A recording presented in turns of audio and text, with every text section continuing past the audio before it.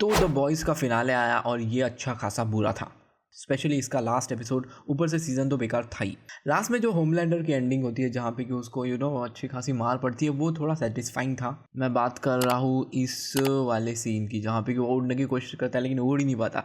It was pretty good. लेकिन मैं चाहता था कि ये जो चीज़ है ये इसके साथ और ज़्यादा हो, ये और ज़्यादा फील करे कि नॉर्मल होना कैसा होता है।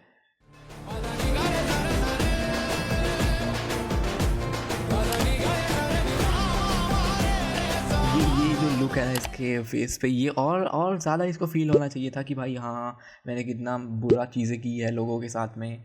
और मेरे को ऐसा लगता है कि हाफ एपिसोड ऑलमोस्ट आधा घंटा तो भी इसको ना ऐसे खुले में छोड़ देना चाहिए था।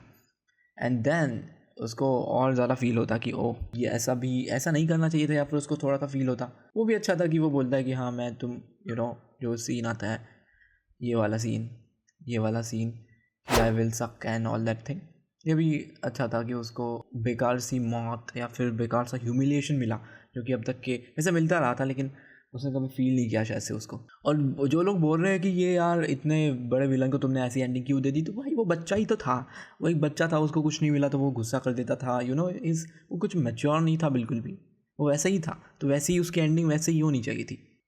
लेकिन अगर मैं ये पूरे सीज़न को देखूँ तो यार इट वॉज नॉट गुड। मतलब आई थिंक 2-3 एपिसोड तो कुछ फिलर टाइप ही फील हुए थे, स्पेशली वो कुत्ते वाला एपिसोड। भाई क्या, क्यों फिनाले में ऐसा कौन करता है फालतू में? इतना टाइम है तुम्हारे पास में। और फिनाले एपिसोड में तो वो कितना रश्ड फील होता है, स्पेशली होमलैंडर के डेथ के बाद में, जबकि बूचर का कुत्ता मर जाता है और बोलता है कि भाई हाँ अभी मैं सबको मारूंगा। क्यों भाई, कैसे?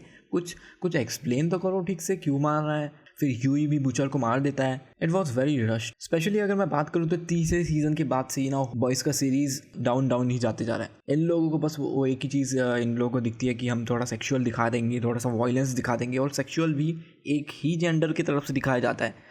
ऐसा नहीं है कि मेरे को देखना है दूसरे जेंडर का, लेकिन फिर भी इट फील्स सो डिस्कस्टिंग कि वही चीज़ें मैं देख रहा हूँ। इस बार भी दिखाया था उन लोगों ने, और सारा का सारा इन लोगों का यही है कि डिस्गस्टिंग हम कैसे दिखाएं किसी चीज़ को, ताकि लोग इसके ऊपर मीम्स बनाएं। क्योंकि आई थिंक कि हो गया भाई, 2 सीज़न देख लिए थे, उसके बाद में सेम क्या कर रहे हो वही।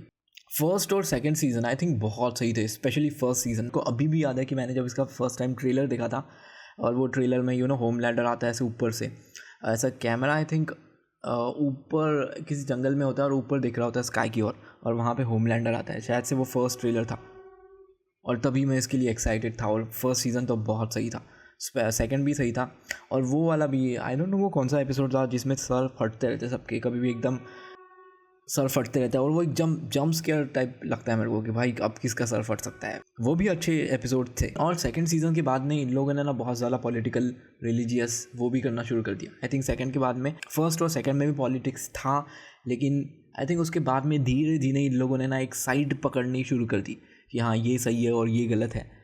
आई थिंक स्टार्टिंग में ये सबको रोस्ट करते थे, बहुत सारी चीज़ों को, लेकिन फिर इन लोगों ने बोला कि नहीं ये सही है, हम इसको ही क्रिटिसाइज़ करेंगे।